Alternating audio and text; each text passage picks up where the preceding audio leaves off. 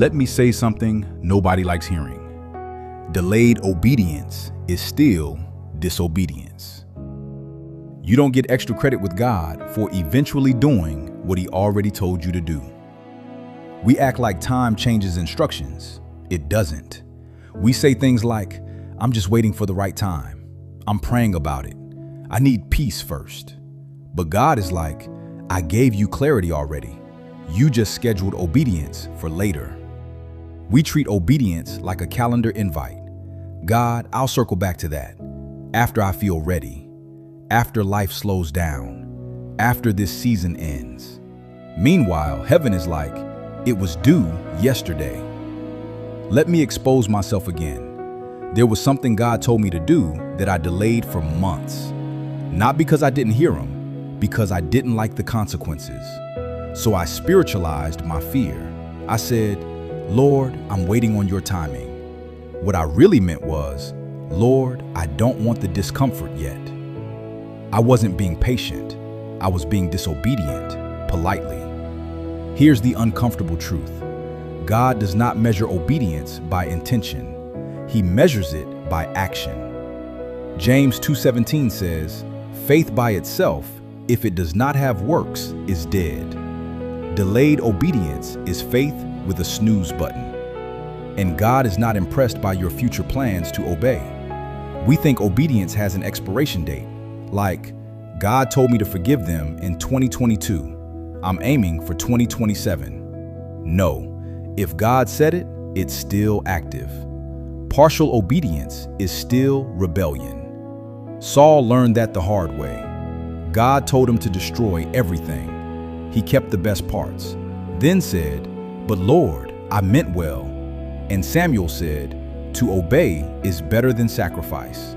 1 Samuel 15:22. God was like, I didn't ask for your intentions.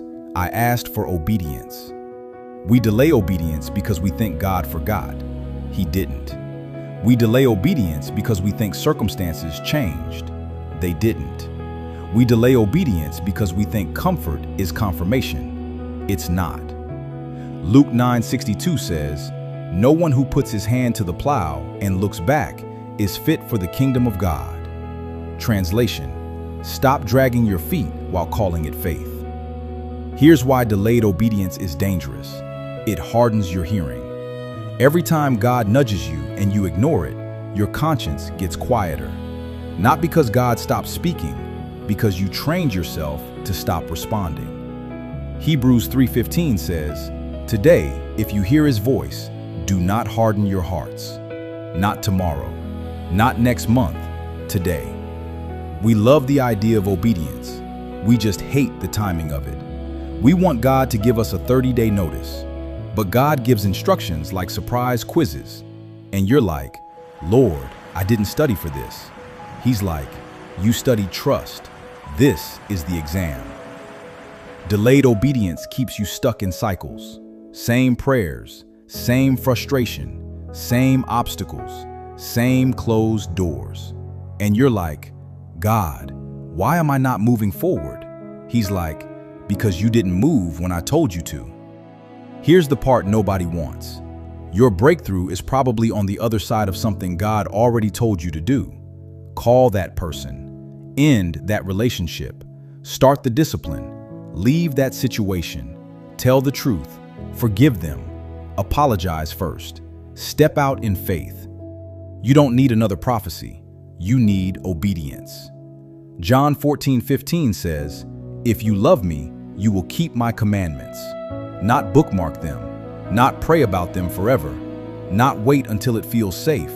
Keep them. We also delay because we think God is flexible, like He's running a soft deadline. He's not. When God gives instruction, He builds momentum into obedience. When you delay, you miss timing windows you can't reopen.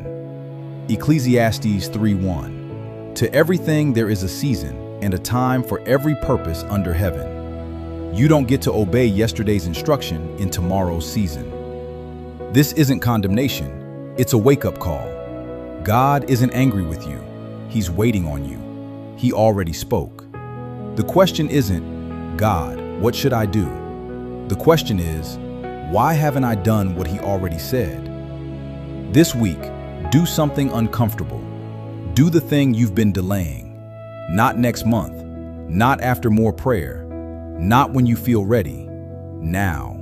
Send the message, make the call, take the step, set the boundary, obey while trembling. That's what real faith looks like.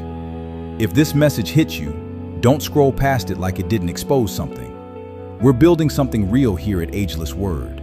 Not hype, not fluff, not spiritual entertainment. Truth that transforms. If you're serious about walking in obedience and not just talking about faith, subscribe. And click the next video on your screen. We're about to talk about why God doesn't explain everything before he asks you to move. And yes, you're probably not going to like that one either.